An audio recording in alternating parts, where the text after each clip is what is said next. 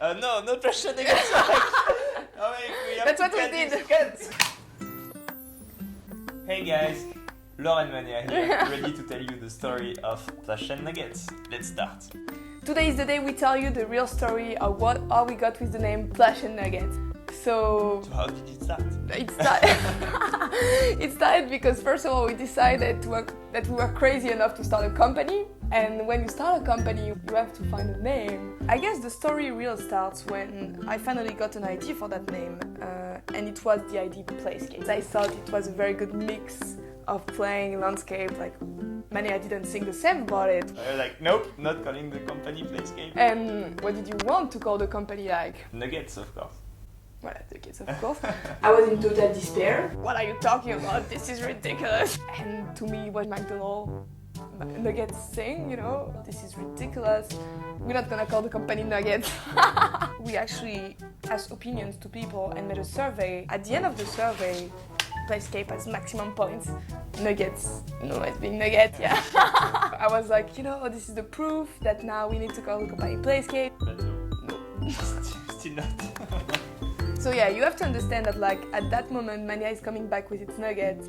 So I get a bit mad, I guess. You know what? The sonority and the word nuggets is being spelled. Well, I like the intention and the word plush because I like fluffy things.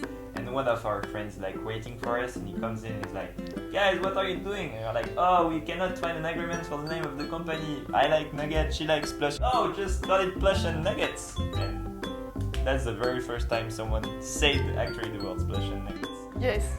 I mean, looking back at it, our first reaction was more like, what are you talking about? This is ridiculous. The day after, a few days after, I am in the office and I'm receiving an email with the word nugget in it.